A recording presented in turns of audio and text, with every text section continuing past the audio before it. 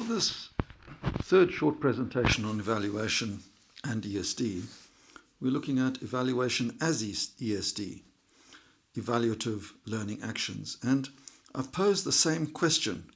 What is being evaluated here? Again, to try to look beyond we're evaluating a course into the people on a course are engaged in evaluative learning. And then how is this being done?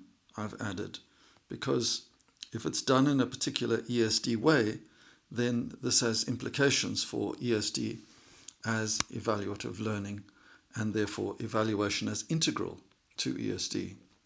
So first of all, we're going to look at evaluative learning as an expansion of a conventional teach, task, assess pedagogy. Then we look at evaluative learning or planning together, evaluative learning across past, present and into a more sustainable future, drawing on some research that was done on pedagogy in Japan. And then we look at backcasting as an evaluative process for reimagining a more sustainable future, drawing on some work that was done in Sweden. So if we look at a conventional classroom situation, then evaluative action learning can be approached as an expansion of teach, task, test conventions. In quadrant 1, learning of concepts, modeling of ways to engage these might be where a teacher starts up a lesson in a particular discipline. And then the teacher has designed particular structured tasks to engage these concepts and to expand systems thinking. And then what they do is they assess the knowledge and skills that have been acquired. Now, this would be teach, a subject, task the students, and assess. And it's a well-established foundation for good teaching and learning. But it's not adequate for ESD as evaluative learning unless we're able to expand this around matters of concern that are engaged by the learners in evaluative ways. Now, Svard, as way back as 1998, suggested that school learning includes both the acquisition of knowledge and how this knowledge enables participation. So if we go back to Helenen's work in Finland, then what she was suggesting is that the acquiring of subject knowledge can be a foundation for ESD, where you can find out about matters of concern and then work out possible solutions so as to act to assess better ways of doing things together. So this expansion involves two dimensions: the acquisition of knowledge, which is often in a subject around a matter of concern, and then tasking to find out where the students start to explore local depth inquiry, and then extend this into working out solutions and then into acting and assessing change. So this type of approach to ESD as an evaluative learning is not a big step away from conventional instructional techniques. And of course you find it being well done all over the world. And ESD is therefore not separate from conventional teaching, but just an enriched expansion of this.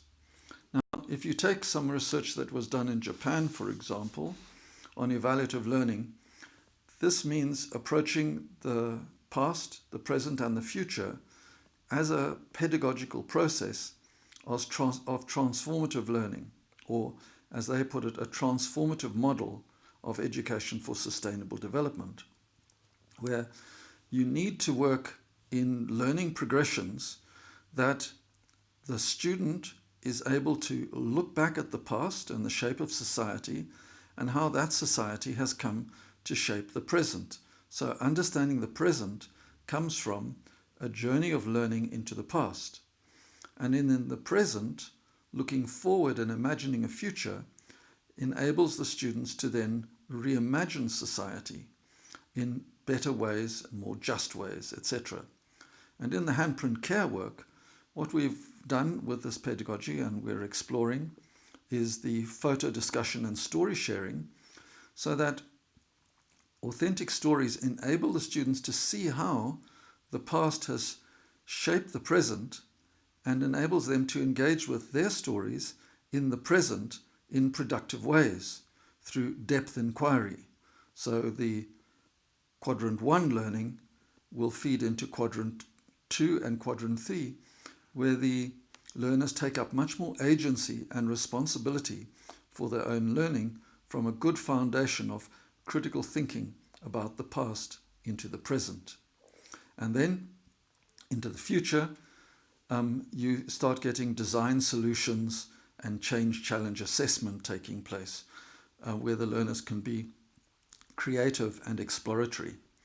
Now, Chikamore et al., the researchers who developed this, using a critical realist perspective, they talk about retroductive learning, which is learning through looking back to understand the way things are, and retrodictive learning, which is learning to look forward and to produce a sustainable future. So this work is well worth looking at. Now, if we look at evaluative learning and imagining the future, there are also other techniques that can be used and other evaluative processes that are important. And this came from Hamburg, where if we take the example of the students in the river testing water and looking at the pollution and the problems around them using the SDG wheel, then the question that the participants can ask is what pathways to a sustainable future are possible? And this becomes an evaluative learning pathway to imagine a sustainable future, like the Chikamore research is actually proposing. And they work with this work of Hamburg as well. Now here, there are principles of sustainability that can be used. How are people's dignity and capacities to meet basic needs being undermined? And here you notice that the broader agenda of sustainability and social justice starts to come in. How have future and natural systems been degraded? Nature and natural systems been degraded? And how are concentrations of substances extracted from the earth crust accumulating? So you've got the pollution that is happening, and man-made substances that are also poisoning and accumulating in the system.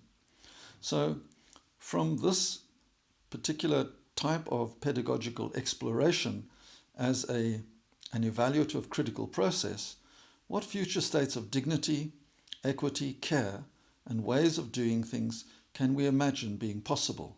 And here that can be projected into the future using a retrodictive process, but to become realistic, it has to be backcast into a situation where we're in the present and we start imagining what do we need to do to move to desirable states of future sustainability. So here what we've looked at is evaluative learning as an expansion of conventional pedagogy, a deepening of the looking at the history that's produced the present and into the future, and a tool for contemplating the future and looking at supporting the students to reimagine their ways of getting to future sustainability together. And here are some references that you might find useful to explore and to deepen your understanding of ESD as an evaluative process in a conventional subject teaching situation.